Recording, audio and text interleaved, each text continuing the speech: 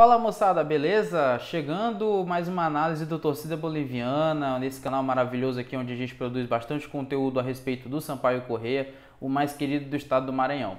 Eu me chamo Matheus Soares e estou aqui para trazer a análise do Superclássico entre Motoclube e Sampaio Corrêa, em jogo atrasado da quinta rodada do Campeonato Estadual, jogo esse que valia a liderança e que o Sampaio perdeu.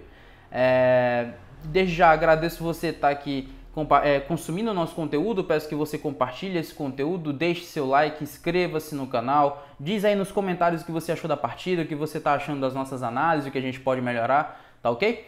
É sempre muito bem-vindo esse feedback e eu agradeço muito de vocês estarem consumindo esse conteúdo e dando esse feedback pra gente. Mas sem mais delongas, vamos falar sobre a partida. Acho que eu posso resumir em erros que se repetiram, né, e que vem se repetindo com muita facilidade, com certa frequência no time do Sampaio, diante de um time limitado como o Motoclube, mas que foi competente na partida de ontem e mereceu vencer. Mesmo com o erro de arbitragem, que eu vou falar agora, daqui a pouco, mas o Sampaio novamente voltou, né, a repetir esses erros e isso acabou sendo um fator determinante para essa derrota. Os erros são o quê? A linha de alta zaga, um time desorganizado, sem padrão tático e pouquíssimo criativo. Porque não adianta você ter 73% de posse de bola e não conseguir converter isso em ataque.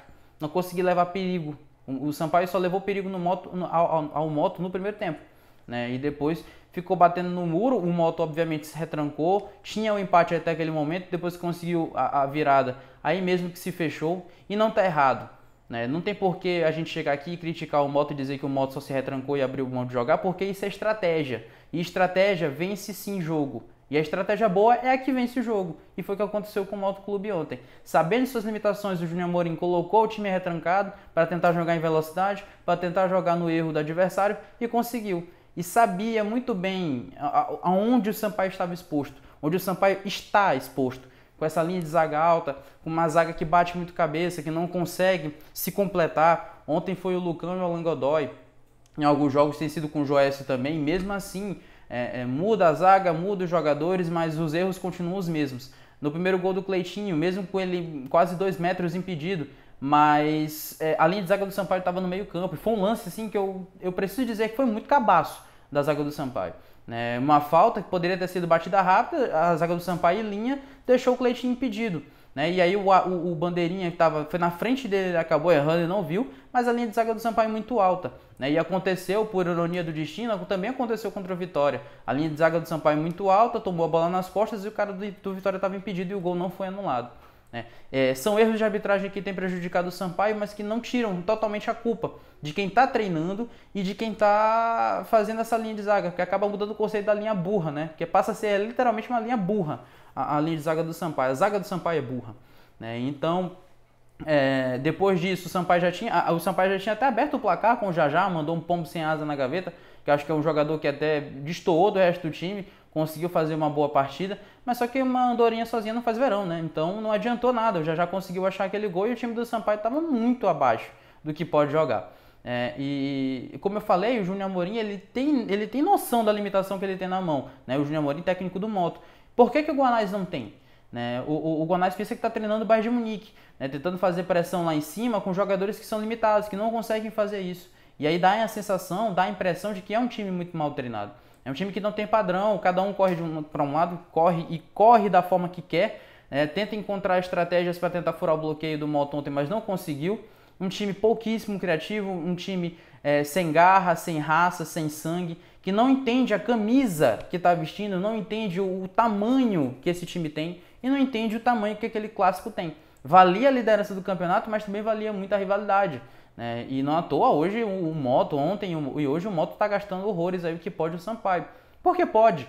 Porque conseguiu vencer o Sampaio, porque o Sérgio Frota se orgulha tanto de estar na Série B, ser o único time manense na Série B, e Moto e Juventude estarem na Série D, mas mesmo assim, isso não ganha jogo, porque chega lá dentro de campo, isso não entra em campo. O Moto ontem foi mais guerreiro, conseguiu vencer o Sampaio, mesmo com erro de arbitragem, só que o Sampaio não foi capaz de fazer mais um gol no Moto. Não conseguiu empatar, não conseguiu virar a partida.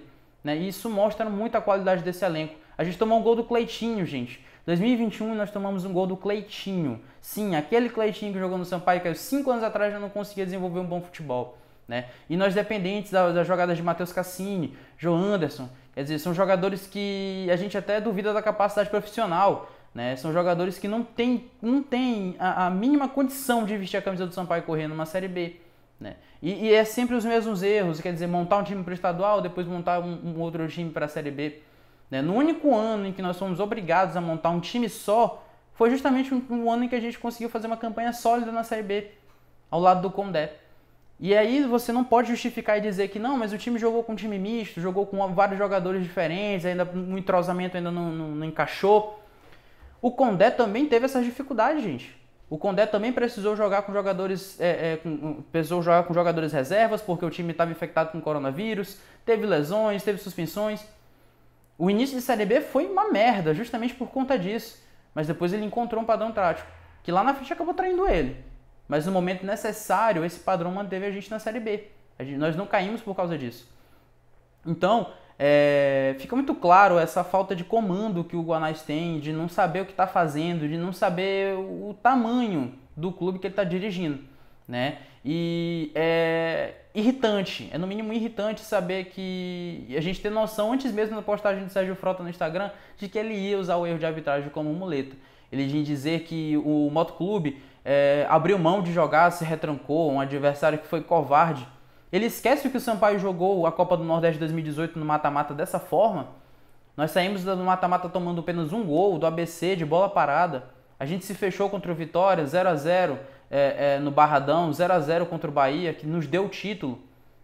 Não existe essa de dizer que um time abriu mão de jogar e isso é feio. Feio é você não conseguir vencer, porque a estratégia de jogo que funciona é a estratégia que ganha jogo. E foi a estratégia que funcionou ontem.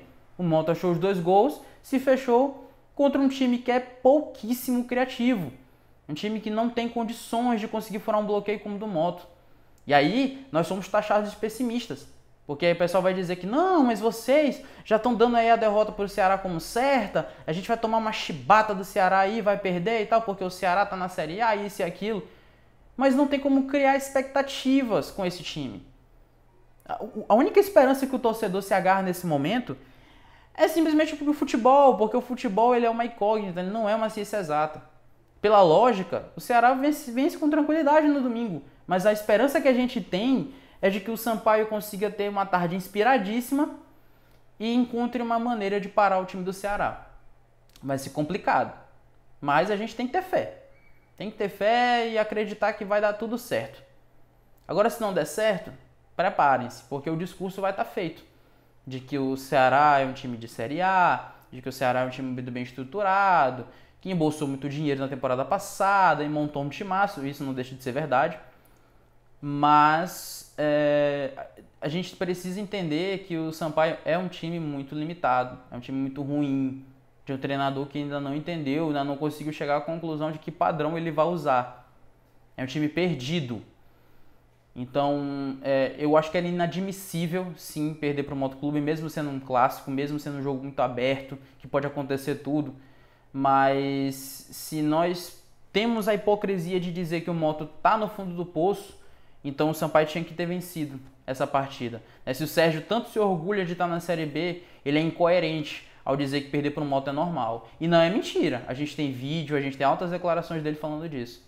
A diretoria do Sampaio apequena o clube diante dos outros, né? E não é à toa.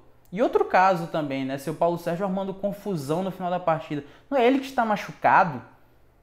No vídeo ele pulando, querendo dar soco no jogador do Moto. Um jogador que não estava nem relacionado para a partida. Olha que papelão. Que se diz capitão, que se diz líder. Tinha uma história tão bonita no Sampaio e conseguiu se queimar e consegue se queimar cada vez mais. Porque agora tá na internet em todo lugar. Jogador do Sampaio entrando na viatura para a delegacia. Diretor do Moto alega ter sido agredido por Paulo Sérgio.